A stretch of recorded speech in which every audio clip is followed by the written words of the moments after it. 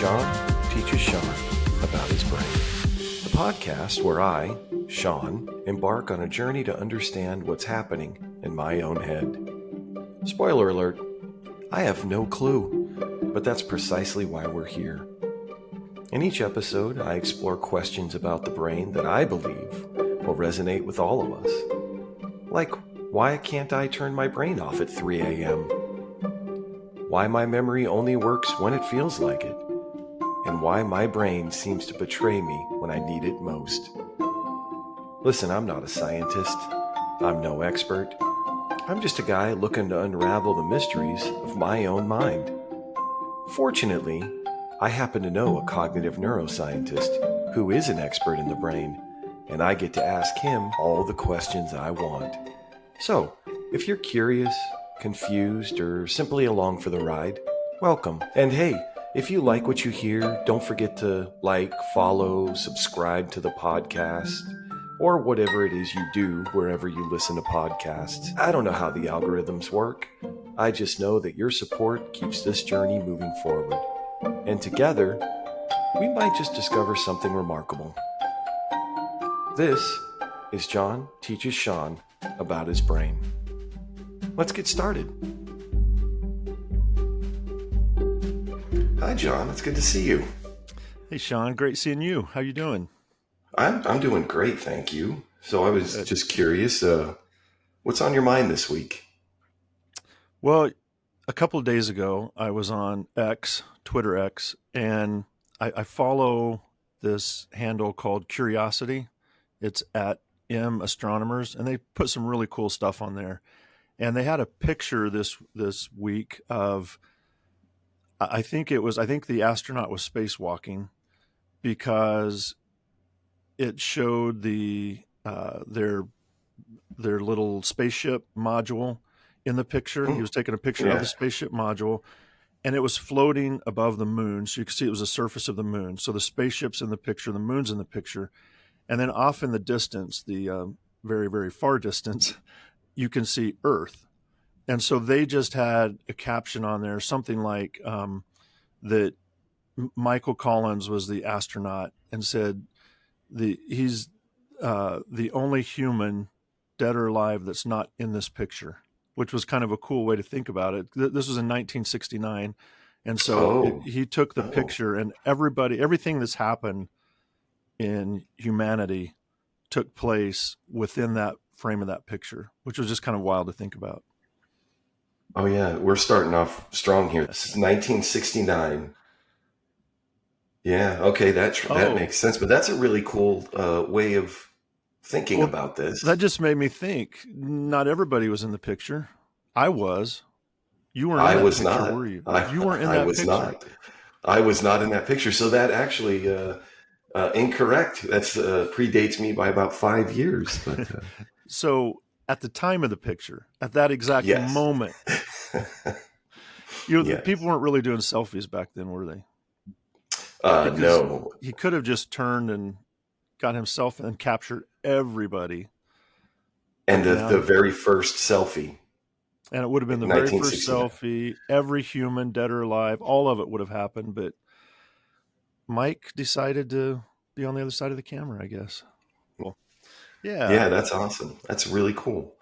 Well, I have a question for you, but it requires a little bit of a story, so I apologize for that. But a couple of days ago, my wife and we had some errands to run, and we had 3 stores that we were going to go to. And so before we even got in the vehicle, she told me what stores they were, and I was kind of mapping it. And all 3 of the stores are within 10 minutes of the house. We're pretty centrally located, but they're all in different directions from the house. So I was kind of in my head plotting a route, where I was going to go. And I really just thought, okay, so I know the order of the stores that we're going to go to. I'm going to go to this store first, this one second, this one third. So we go to the first store, take care of that, get in the car, and we're driving to the second store. And my wife is telling me a story that I'm interested in. So I'm listening to her relating this story to me. I'm driving, so I'm trying to pay attention to vehicles around me, kind of just everything that goes with driving a vehicle. And then I'm approaching this intersection, and the street is Tyler, maybe not that important, but I'm thinking, ooh, when I leave the second store, I'm going to turn on Tyler to get to the third store. My wife's still telling me the story. I'm listening, I'm driving. And all of a sudden I look up and I say out loud, why am I at this light? And I realize I am turning left on Tyler. And I didn't want to be turning left on Tyler right now. So I'm sitting in the turn lane staring at this red arrow. And I got really frustrated because this isn't the route I wanted to go. All these things happen at once. And it's really funny because when I said out loud, why am I turning here? My wife said, I was wondering the same thing. I didn't know what you were doing. So, I make the turn and it's not that big of a deal. It just added, we got to go all the way around now to get to the second store. And I've been waiting to talk to you because the question I wanted to ask is, why did my brain betray me? What happened? Because your brain didn't betray you. Your brain did what it's supposed to do and what we want it to do. Sometimes when it's doing things we want it to do, it works 99% of the time, but that 1%, it's like, I wish it wouldn't have done that this time, but it has to do that all the time. So it fills in the other 99% of the time doing it the right way. So your brain went on autopilot. You probably heard that before. Like, I've heard that before. Yeah. So to explain it a little bit, maybe better, I'm going to need to talk a little bit about the brain, if that's okay first, and then I'll come back and answer your question. Okay. So the brain, you can think of it like this. The brain has two minds that it operates on. And those two minds have been called different things at different times. This idea really came about, I think, in the 1990s, when it was like the dual processing of cognition, where we're thinking with two different processing systems. So sometimes the analogy of a computer is used, where you say, the brain's a hard drive and the minds are the software that it runs. But I don't like that analogy very well. I don't think it captures it very well.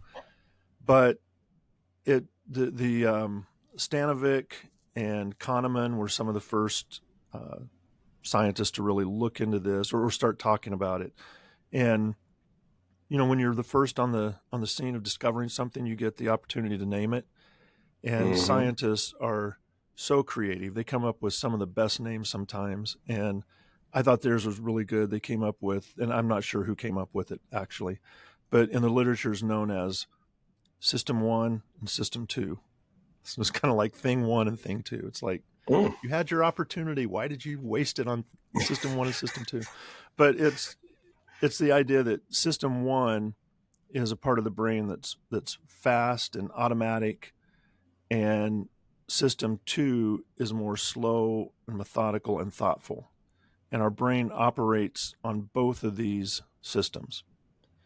Does that make sense so far? Somewhat, but I don't want to drag you too far back, but you made a distinction between brain and mind. Mm-hmm. And so I've heard both of those terms before.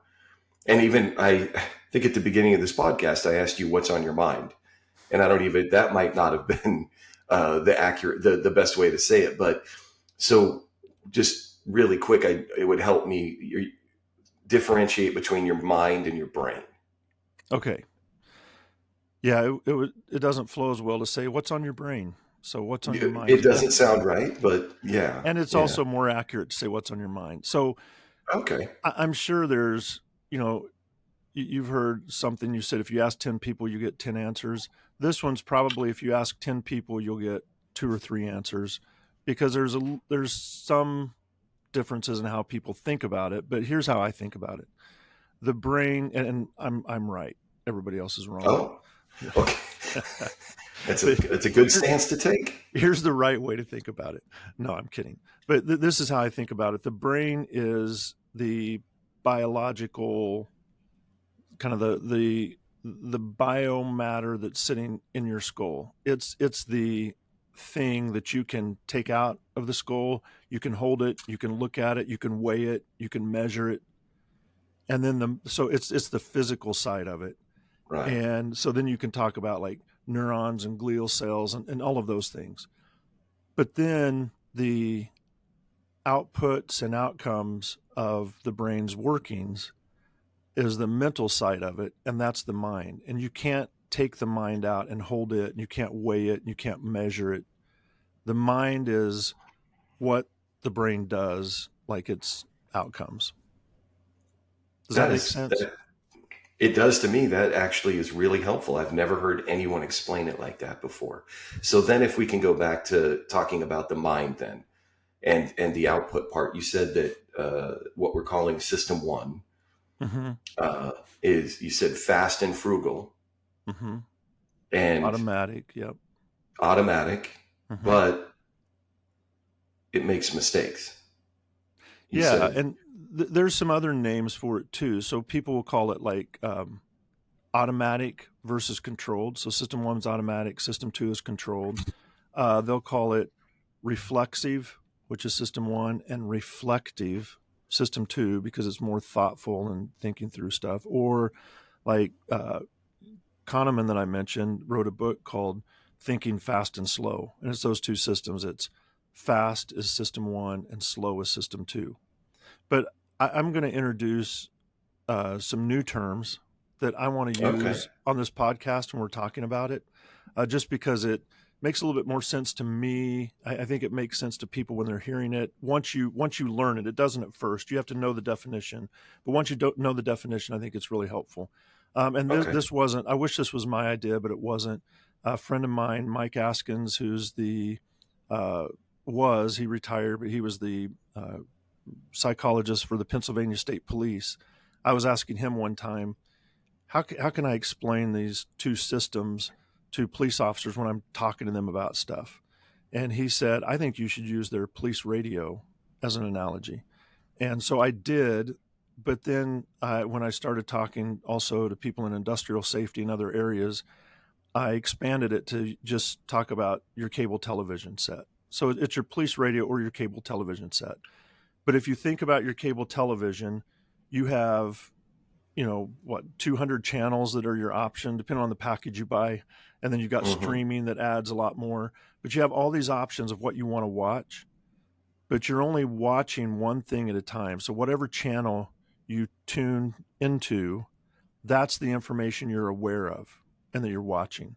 So that's the one system. That's system two, the thoughtful, slow, deliberate system, because you understand what's happening in that system. So that's your on channel, because that's a channel you're on and watching. There are that tons of makes other, sense. there's Yeah. tons of other things going on the other channels as well, but you're not aware of the plots and the stories or the news or the sports or whatever's on those channels, because that information is being taken care of on the back channels. So the back channel is your system one, the fast automatic system, because you're unaware of what's happening in your back channel.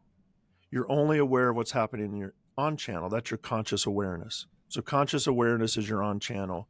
Non-conscious processes are your back channel. Okay. Does I that like make that. I will sense? start.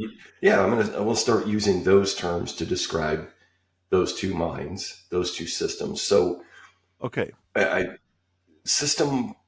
So then the on channel that we're Mm-hmm. calling it, that's what I'm watching right now. I like the cable TV, even though I'm from a law enforcement background. The radio makes complete sense to me, but watching television, I'm aware of what's going on. Um, but and then the back channel, all of those, there's a lot more going on in the back channel. Is that fair to say? Yes. In fact, it's not even close the amount of processing that's going on between the two channels. So it's estimated that for every 1 bit of data processing that your on channel is doing, your back channel is taking care of about 250,000 bits of data that it's processing. So that's a Wow. huge difference. That's like, 1 to 250,000. I did this the other day. I was thinking about this, And if you imagine that each data bit that's being processed is a brick, and you were going to Okay. build a brick wall with these bits of information, the the bits of information that the back channel is taking care of would be 250,000 bricks high, which reaches our atmosphere. That's really high. It would be Yeah. like stacking Mount Denali on top of Mount Everest, I think, something like that. It's just that Oh, it would just be a huge, huge wall. okay. Yeah. That, and so that's really big. And then to look at what the on channel does compared to that would just be one more row of bricks on the top. And that's what we're aware of. We're only aware of that one row of bricks on the very top at the edge of the atmosphere of what our brain's doing, while the rest of the brain is doing all of the other 250,000 bricks of information And outside that's of that all brain. stuff that I'm not even aware of. I don't even know that's going on for the most part. Yeah, at all, really. So it's taking care of things like your breathing, your heart rate, keeping you alive, all of your vital signs and stuff like that. But it's doing so many other things. So think of the on channel as being that's what that's happening around you. That's what you're aware of, and so it can understand what's happening. It uses logic and reasoning to try to understand things. It wants to find cause and effect relationships for why things are happening. Like, why did that just happen? It must be because this happened before. So it tries to put those types of things together to get a better understanding of the world. It's where your knowledge about how things work are pulled into the on channel to try to figure things out. Your back channel is running on completely different sets of rules. It's based on instincts that have been wired into your system for millions of years. It's based on Hmm. drives for food, sex, shelter. It includes, part of survival is conserving resources. So it's always looking to take shortcuts to find easier, quicker ways to do things. It's always wanting to automate things. That's the kind of the automatic side of it. It wants to automate things because if you're using conscious control to do something, that burns up precious resources. And while it's not as important today because we don't have to worry about our resources as much, if you put your feet up instead of planting that row of corn, it's okay because you can order Taco Bell and have it delivered even. So it's not like we need those resources as much, but our brain's still wired to try to conserve those resources. And so there's like, it's where biases and habits and schemas, all kinds of things are housed in the back channel part of the brain. So it's doing so many things. It's looking for patterns. It's doing a ton of stuff. And then it also has to initiate thoughts and behaviors. Almost every thought and behavior is initiated in the back channel. And it comes forward as urges and impulses. Mm. And So then, yeah. sorry to I just before I let you go too far, I just something occurred to you've used the word processing a couple of times. And like so I'm thinking of like a computer, like processing power. Do we know, does science know what's the capability of the back channel, and is there a number, even an average something? No, I think the only way to kind of get a grasp of it, to start to get a grasp of it, is when you compare the processing power of the on channel and the back channel, because we know what we're aware of. And it feels like the Hmm. on channel feels like this is the extent of who I am as a human. Like everything that I understand that's happening around me right now is what I do, and that's it. There can't be much beyond that because this is what I'm aware of. But that's just a drop in the bucket to everything that's actually going on. So the processing power differences, I would say, would be that ratio of 1 to 250,000. And that's okay. Okay, yeah, that makes sense. Bringing it back to that, and then and so you used a word there that I've heard you use before, but you said schemas, Yep. and I don't want to spend too much time on this because I think we owe an entire episode to probably schemas and some other things surrounding them. But what if you could just briefly kind of describe schema is a fun word to say, but I still have no idea really what it is. Yeah, we should talk about schemas at some point. A schema is a mental model of the world that as you start experiencing your world, your brain starts to put together kind of a model of what that thing looks like. And then the more times you experience it, the more refined your model gets so that you understand it better. So if you are going to, I mentioned Taco Bell, you have a schema for fast food restaurants and you have a schema for fancy restaurants. And so as you pull up to, even if it's a restaurant, you're traveling, let's say, to a new town in a different state that you live in, and you pull off, you say, well, there's a restaurant, and you pull off to eat there, and it's a square building with glass from floor to ceiling around 3 sides of it with a door in it, and you can see an overhang on one side without even having to consciously think, I wonder what type of restaurant this is. You just know, you're going, oh, this is a fast food restaurant. You pull in and you expect, I could drive around to the back of the building and probably order my food there and pick it up at a window in my car.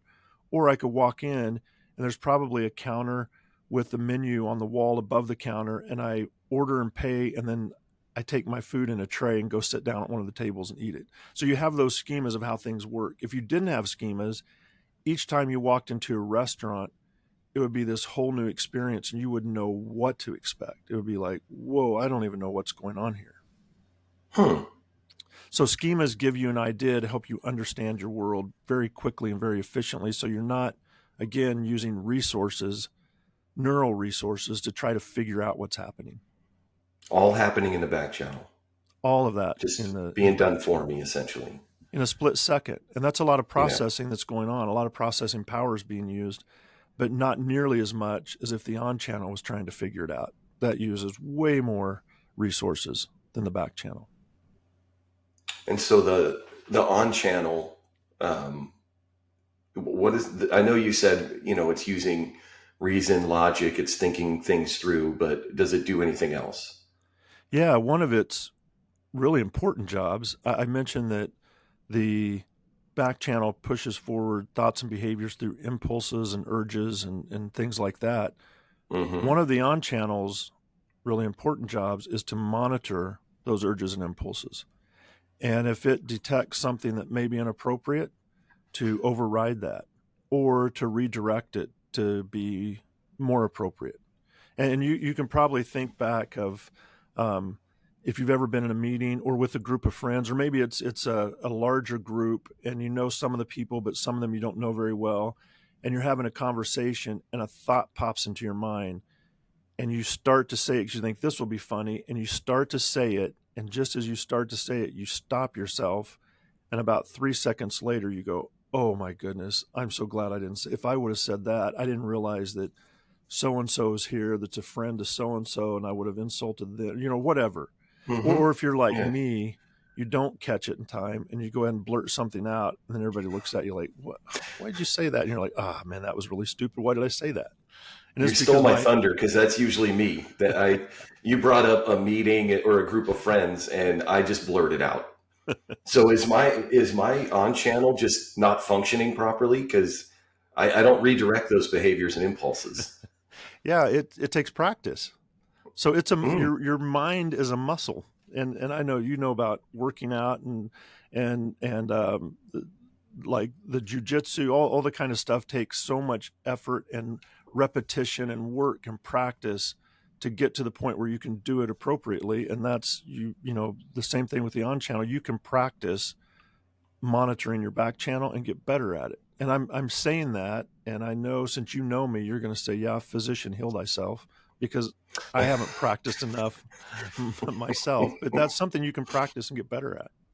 Oh, I mean, the best way is just keeping your mouth shut, and then you don't ever blunder into anything. That might be the answer. Just don't say anything ever, Sean. I had somebody tell me once, they said, this person, man, they are so smart. This person's really smart. They kept talking about how brilliant and smart this person was. And I said, what makes you, how are you saying, what makes you say they're so smart? And they said, because when we're talking, they just sit and look at you and kind of nod their head. They never say anything. They're so smart. So, if you're quiet, people think you're smart, even if you're not. So that's another little mechanism you can use. That might be the life hack that I need, John. Yeah, exactly. Over all of this understanding my brain stuff, just Sean, be quiet is what I'm hearing from this. this episode.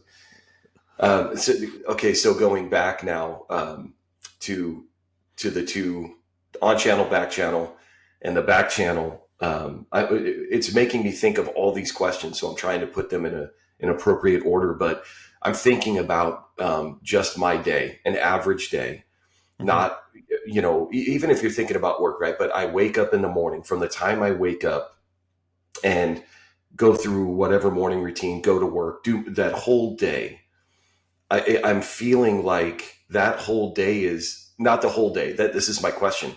How much of that day am I actually, I don't want to say in charge of, but how much of that day is my on channel involved with my day? I don't think you want to know the answer to that question, No. because I don't like maybe I should have asked. What is it they say about attorneys? Good attorneys don't ask questions that they don't already know the answer to, because I do that too.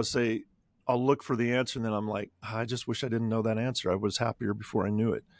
The answer is we're in control of very little of what's going on. And if you think about it, there's no way to really know and measure as things are happening. But if you think about, like, why did you, as you're working, why do all of a sudden you think, oh, I'm going to get up and go because it's almost lunch? Or what makes you look at the clock on your computer to say, oh, it's lunchtime? And it's not that you decided to do that. It's that there's a drive for hunger. One of the drives is to eat, to survive. So that hunger drive forced you to say, hey, it's time we get moving, go find food. And you glance at the clock and go, oh yeah, it's time to go get food. Or it's things like that you're not aware of. So it's really hard to detect when that's happening, but almost everything we're doing is kind of comes down to those urges and impulses. And then it makes you go, oh man, that I like to think I have free will. And so that kind of destroys that idea of free will. If I don't have choices, that's bad.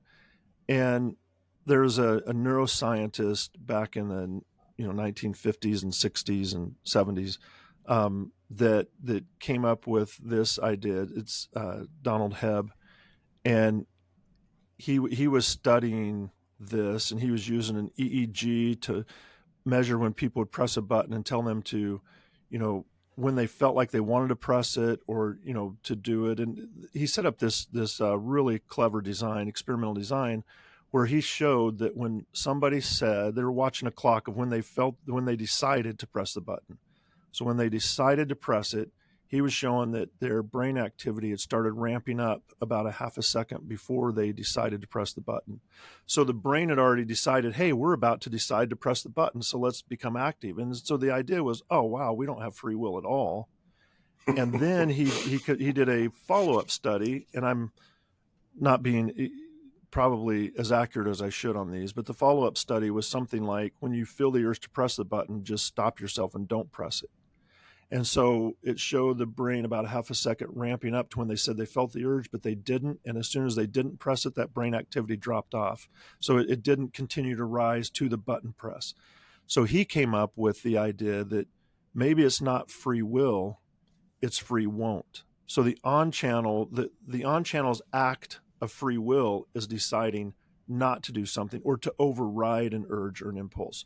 Because if we waited for our on channel to think through what we need to do at any given time, it would take so much longer to do anything, and it could be really dangerous. We need our back channel just set in the automatic mode that's just initiating everything to keep us safe and to conserve energy and to do what it needs to do to keep us healthy and alive. And then the on channel can override some of those urges and impulses. So free will is probably more like free won't. I've never heard that before. Free won't. That's interesting. And then, so I'm also thinking about, so you brought up automaticity for the back channel, right? Mm-hmm. But how does the on channel, this is where I may confound myself with this question, but does the on channel has to learn what to redirect to? I'm thinking about like social cues, how to behave. We're in a group of friends, and you're saying that my on channel is in charge of stopping or redirecting urges and impulses that might embarrass me, anger someone, all of those things.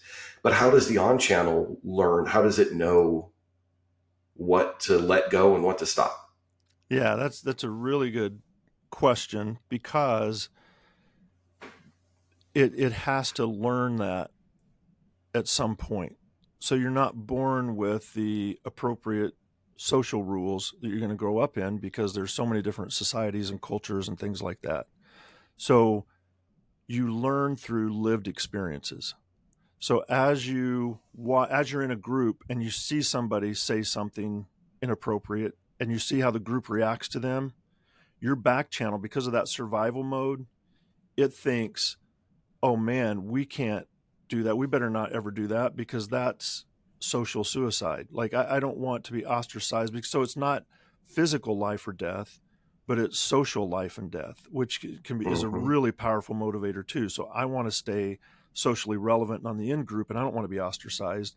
And that person said something really inappropriate, and when they were called out, they just doubled down on it, and now they're kind of out of the group. People don't want to deal with them. So I learned that, and then I see somebody else do something like that, and they immediately go, "Oh, I'm so sorry, man.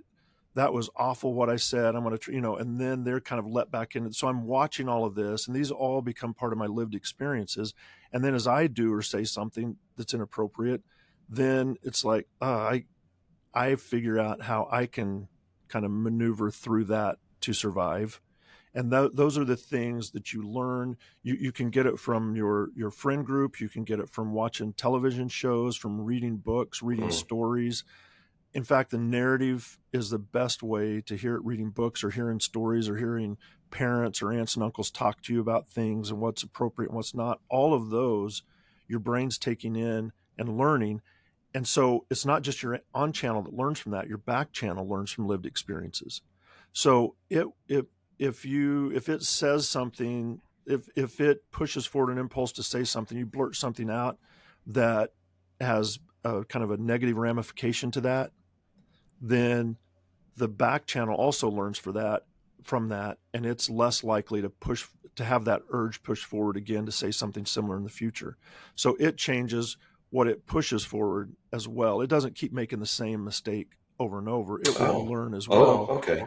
But your on channel still has to say, because there can be a situation where if you're with two of your friends and you say something, that it's okay. And I'm not talking about something that's really bad, like something that's racist or whatever. I'm just saying, if you make a joke that your two friends, you actually gain social credibility from that with those two friends. But if there's a third friend there, you lose that social credibility. So your back channel Mm-hmm. can't always decipher that type of stuff. So it knows that, oh, if I say this in front of these two friends, I'm going to get, so it'll push forward an urge to say something funny for them to laugh. But your on channel has to think, wait, this third person's here. I need to monitor this. So yeah, there's learning to all of this. And those examples you're bringing up are really powerful. That's a powerful way to learn, is that being embarrassed or being even worse, cut out of the friend group or frozen out, whatever you want to call it. And so I'm thinking about like going to school, going to a public school, even starting in kindergarten. You're starting to learn the social kind of Mm-hmm. stuff, and not being taught by someone telling you do this, don't do this, but it's those interactions with friends. and Exactly. and you're saying that both the on channel and the back channel are learning from those experiences. Yes, absolutely. Yeah. That is helpful for me. And the also, something to, I don't want to get too deep into this, but something else to consider, especially kind of in the climate and culture we're living in right now here in America, those social rules change. And so because of the society we're in, I feel like that our rules are changing to where it's not just to try to avoid being ostracized, like you don't want to just make sure you don't say the wrong thing so you get cut out. But there's this part of it now where there's such a big divide that if you say something that one group thinks is the wrong thing, that gives you extra status in the other group. And so it's not just to say what one group wants to hear, but if you say it in a way that really infuriates the other side, then you get even more social status. And so you see people who seemed reasoned and thoughtful and kind of smart on some of their ideas and thoughts, that as they start speaking publicly and getting one group to really say this is great and start to support them, their views and ideas start getting kind of more radicalized to fit that group, to become to gain more social status within one group. Because if you're moderate, you don't gain social status in either group. So now you've got to learn, and your back channel's learning, and you're on channel, and a lot of times, so your back channel almost always leads the way, and you can't always reason out why you're wanting to always say certain things or do certain things, that your back channel's pushing forward these impulses and urges. It's because it's learned those patterns faster than your on channel does, and so it's usually ahead of the game in that sense. And sometimes you don't even realize for a while why you have certain feelings or why you're thinking a certain way, but your back channel catches on to that because it sees the patterns of who's getting promoted and who's getting demoted, and it understands that pattern way faster than your on channel does. Really? Yeah. So, but we should probably steer away from that topic. Well, no, I'm more on. I mean, your point is valid, and it helps for me to understand even more about the back channel. But what you just said that is causing me to really reflect on this is that the back channel is learning these things so much faster than the on channel, that I might be doing things, saying things, or even you said feeling things, and and my on channel hasn't really picked up on what's going on yet. The back channel's way ahead of this. Yes. And that is, like, again, breaking my brain a little bit, that I may have thoughts and feelings that I don't even know why I have them. I would say a large portion of them are probably that way. But if asked why I feel the way that I do, so let's see if I can ask you this the right way to elicit the response I'm looking for. If you were to ask me, I make a statement or say I feel a certain way, and you go, really, why do you feel that way? If my on channel hasn't caught up to that, what happens in that instance? What happens to my on channel? You will give your best guess, and you won't realize it's a guess. You'll think that that's probably the answer, and so you'll tell why your back channel is doing what it's doing without fully understanding the answer. So if you want to learn more about this, you should go. I think you can find this on YouTube as well. But Michael Gazzaniga has done a ton of research on split brain patients, and these are patients that had to have surgery because of epileptic seizures, where they would, if they're grand mal seizures, where a seizure starts on one side of the brain and goes to the other side of the brain, and this is where people will fall down and convulse because all of their brain is under seizure. Then one way to stop that is there's a little band of fibers that connect the two hemispheres of the brain, and if you sever that band of fibers, you stop the seizure from traveling across the whole brain. It just isolates it to one hemisphere. And so this isn't something you do for anybody who has seizures, but if they're extreme and they're dangerous, it can be a way to help the person survive by separating that. But then you have what's called a split brain, because now you have conscious awareness, kind of the on channel ones, and it's more than the on channel. I mean, the back channel's on both sides, but it's you have this side of your brain that has language that can talk about what it's doing, but the other side of your brain doesn't have language. And so it's acting in ways, and his lab found out ways to give the non-language brain information and have it respond to that information, and then have the language side of the brain explain why they just did what they did. And they come up with logical reasons that have nothing to do with why the non-language brain did what it did, but to them, that's what made sense. And they put things together. It's captured in this great series of videos. Alan Alda kind of headed up the video series. So if you go to Oh, I love Alan. YouTube I and love look his at, voice. yeah, Alan Alda and Split Brain, and because Gazzaniga is hard to spell, so just do Alan Yeah. Alda, Split Brain. There's some amazing videos there that describe this, and then you realize, wow, when I do something and I try to figure out why I did it, I'm probably not very accurate. Even though I feel very confident in why I did something, I may not be very accurate at all. Ooh, so maybe wading into more dangerous territory, but with my law enforcement background, it makes me think about times that I've been asked why I did something. So, you go into a stressful situation, right? And a lot of times it's survival stress, and go in and something happens, and then later asked about it. My on channel is going to give the best guess. Yes, man, you're right. This is dangerous waters. So I want to be really Maybe careful. I shouldn't. No, I want to be really careful how I answer this, because each individual incident and each individual person is different. So True, what I'm saying true. doesn't apply to a specific incident, but just remember, when you ask an officer why they did something, you're asking their on channel, because it's the one that Yes. can respond and answer. So it's aware of the question, it Mhm. gives the answer, and it's basing the answer on what it remembers from the incident based on how it feels now, adding in the context of how it was trained. So you're trained that there's certain things that have certain meanings and certain ways you do things. There's policies and procedures. And as a police officer, I'm sure you wanted to follow those policies and procedures and do things the right way. So then when they say, why did you do that? Your reasoning includes those policies and procedures that you're following, not because you're trying to be deceitful. It's because, of course, I always try to follow those policies and procedures. So now you're kind of couching it in, I always try to follow those policies and procedures. So therefore, I was also following them this time. And you may be right in how you describe it, but you may not be right, but you'll never know.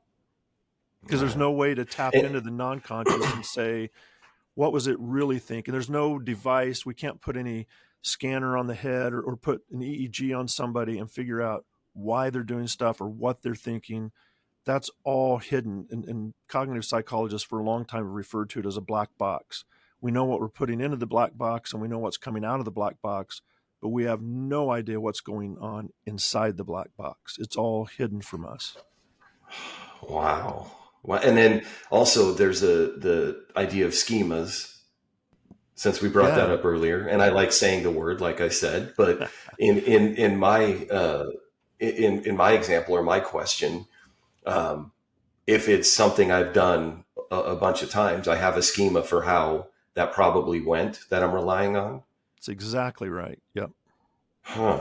And your brain also, there's another part of your brain that fills in the gaps. So if you're missing a little bit of information, it fills in the gaps with patterns and schemas that you already know about and the policies and procedures. And you don't even realize there was a gap there that you just filled in.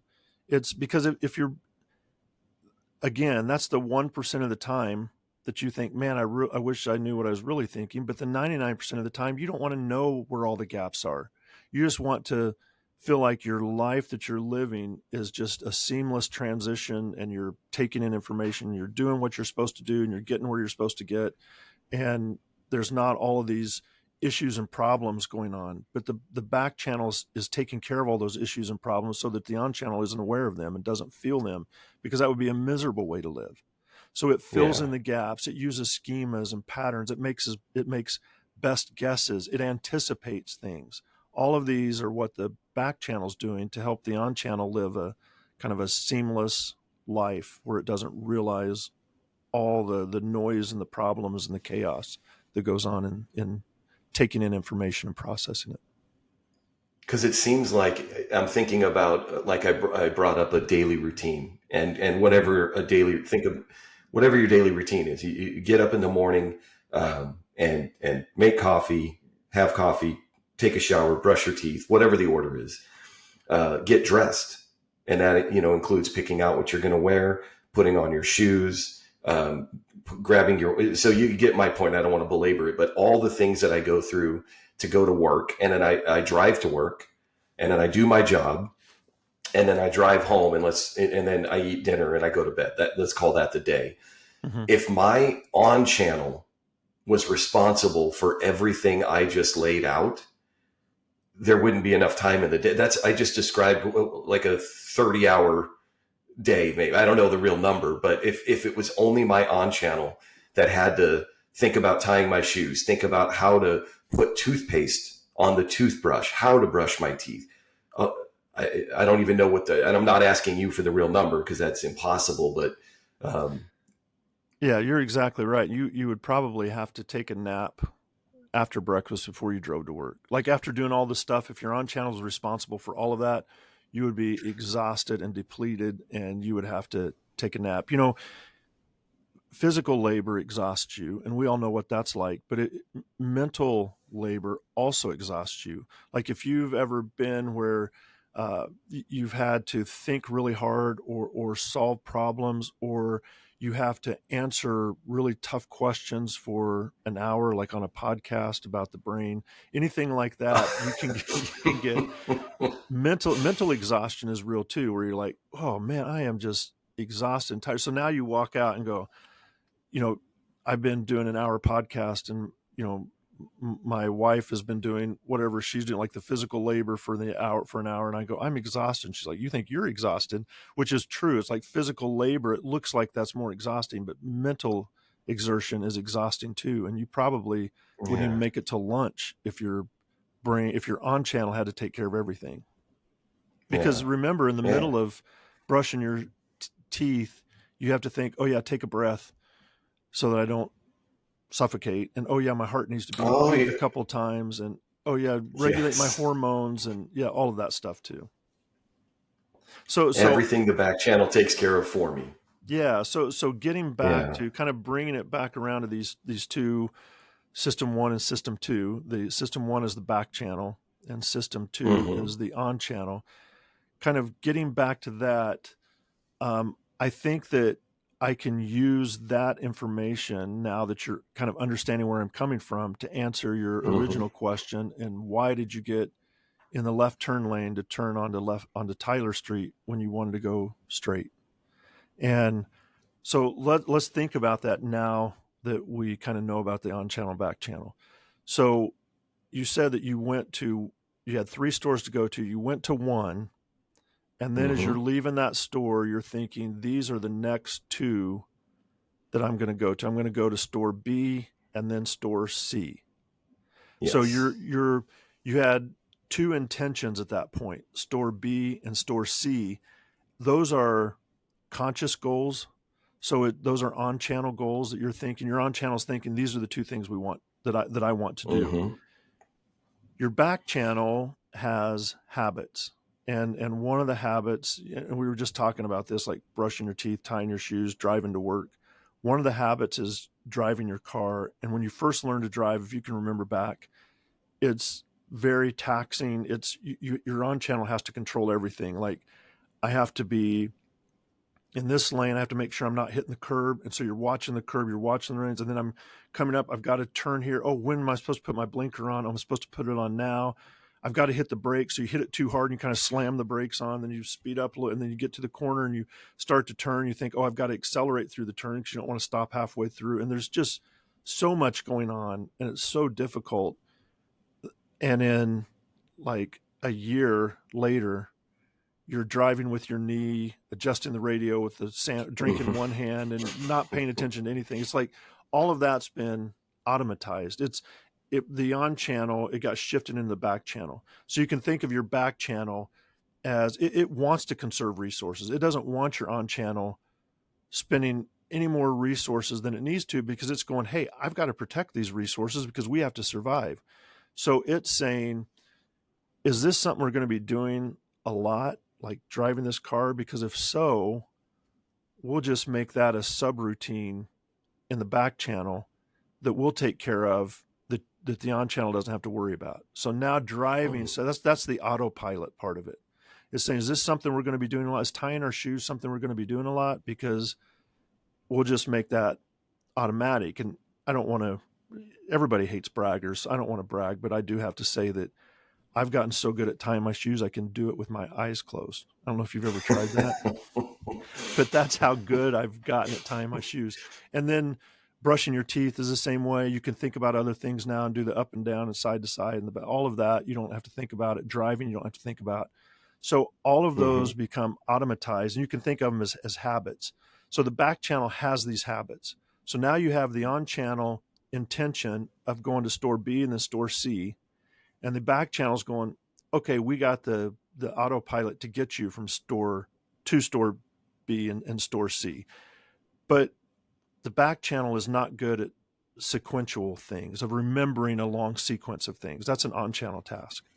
So it's thinking, I've got to do, I'm basically doing the task that's in front of me. So I don't know exactly why you pulled into the left lane, but I think that I can give a couple of guesses. One might have been more of a, like the path of least resistance. So your brain's saying, we have to go to store B and then store C and then go home. So let's just take a shortcut and hit store C so we can get home. So it might have been that path of least resistance, or it might have been that you were saying, let's go to store B and then store C. And since it's not good at sequences, it heard store C as the last thing it heard. So it's saying, all right, we'll go to store C. Like if you would have said, I'm going to go to store C, but before that, I'm going to go to store B, maybe it would have gone to B because that's the last thing it heard. So your on channel can logically decipher those two, but your back channel can't. So I don't know what the reason was, but there's a part of your brain, the basal ganglia, that controls habits, and it's going, this is our habit. We're going to go. We know how to get to the store. We know how to get to stores because we can drive. It's hard. So if it's the same thing as if you decide, like on a Saturday, let's say you work Monday through Friday, and on Saturday you decide you're going to go to the grocery store, and you've got a lot on your mind. So as you pull out of your driveway, you're thinking about so many different things, and all of a sudden you realize you're turning that last corner before you get to work, and you're going, what? Why did I just come to work? Because that if your back channel isn't clear on what the task is, it falls back on its best habit. Like I can't remember. I don't know exactly where we're going, but I know we almost always go to work. So let's just go there. And so you have to, if you're consciously aware of what's happening, you're less likely, if you're paying attention to where you're driving and you're thinking about where you're going and why, those are instructions the back channel's getting, and it goes where you're wanting it to go. But if you get really sidetracked or distracted, like in a conversation, then it's more likely to take the path of least resistance, or go to the last place that you said, or go to a familiar place like work or something like that. And then there's one other thing I want to mention.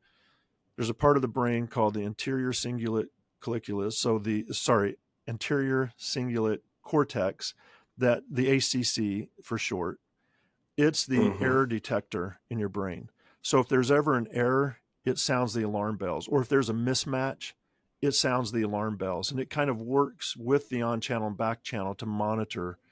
And so at some point when you're sitting in that lane, the ACC was like, hey, this doesn't match. Turning left on Tyler doesn't match our intention, our on-channel goal of going to store B. So it's like a surprise, like, what am I doing? I think you said, what am I doing in the turn lane? You just said it out loud. I said out loud, why am I in this lane?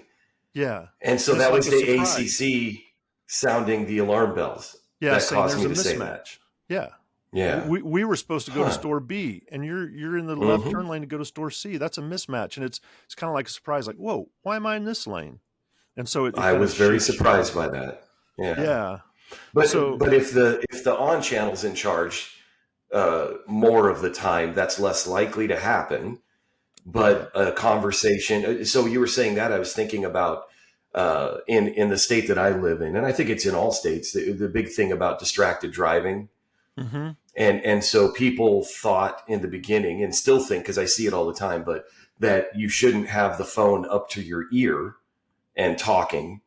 So I see people driving with their phone in their hand, and they're having a conversation with someone on the phone. It's the angle of the arm and the shoulder. If it gets too bent, then you can't focus. Got But it. if you keep that angle straighter, no, it's crazy because there's also rules about what's it called, where you put your phone on mic, like it's hands-free drive. Hands-free. But I was just going to say, forget about my extreme example. Your phone is connected to your car, and you're talking to someone through your car speakers, let's say. Yeah. And you don't even have the phone in your hand. Right. And so a phone in your hand up to your ear, they found, was distracted driving and causes accidents.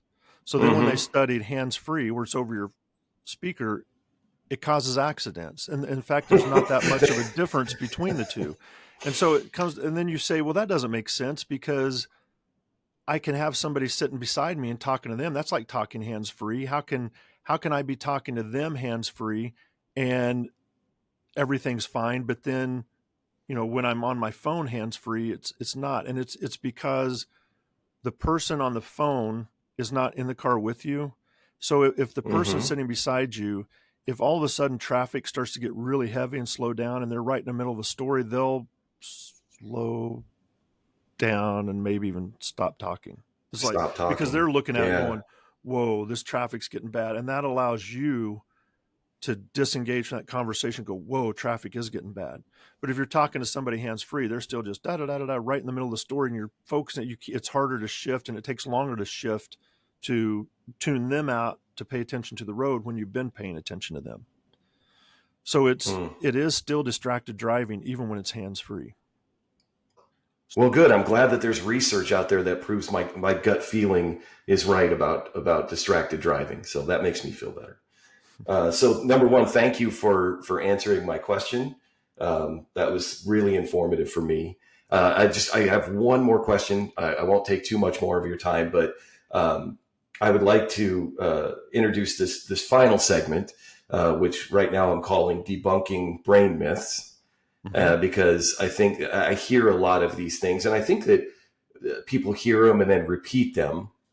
And the one that's been on my mind lately, the one that I hear the most is, as humans, we only use 10% of our brains.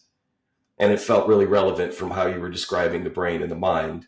I just wanted to ask you, is that true? Do humans only use 10% of their brains? Yeah, I've heard this a lot too. And in fact, when I was a professor in the classroom, I would have students ask this and say, is it true we only use 10% of our brains? And I would say, yes, that is true. So what do you guys think would happen if we could start using 20% of our brains? Like what areas would we improve in? And then they would be like, oh, well, we would get a lot smarter, or we could do things a lot more efficiently and a lot faster.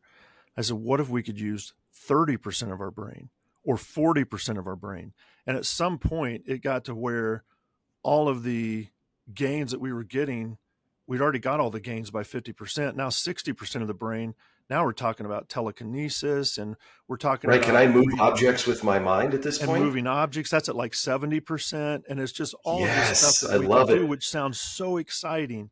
And then I would have to tell them the bad news that actually we use 100% of our brain. I mean, that's the part of conserving resources, and we only, need what we use, and we only use what we need. And it's like, if we only use 10% of our brain would be a tenth the size it is, because that's all we would need. You don't need to fuel the rest of something that you're not even using. That's just wasteful.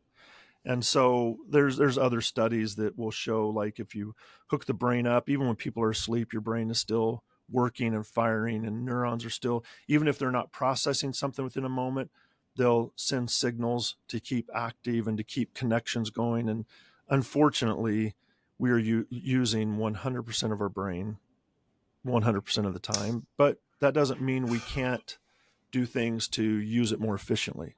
So we can always find ways to be more efficient, to be better, to be smarter, while we're still using that 100%. It's just we'll use it a little bit differently. Yeah. So that is a Okay. myth, So and that needs to be debunked because good I just news, saw a bad stat news. that, Yeah. what's that? It's good news, bad news for me. We were able to debunk a brain myth, but I can't move objects with my brain. I can't Yeah, get there. that is the bad news. What was the Yeah. stat that you saw? Well, over 2/3 of Americans believe that we only use 10% Mm. of our brain. I think it was the Michael J. Fox Foundation did the study a couple years ago. So it's unfortunate that many people believe it, but yeah, it is kind of good news, bad. That's another one that I said, be careful of what you ask, because then you find out the answer and you're like, that's disappointing. I wanted to move I'm objects with my disappointed. brain. Yes. Now I Yeah. have to get up and walk over and move an object. That's not It's a lot of conserving work. resources. Nope. It's a lot of effort. Well, John, thank you for taking the time today to help me learn about my brain. That was really informative. And I've got some new words, some new language, on channel and back channel. And I know Yes. the difference between the brain and the mind. Awesome. Yeah, and keep that on channel, back channel lingo, because we'll use that on future podcasts as well. Sounds great. Thank you again. Thanks, Sean. Okay. Talk later. Yep.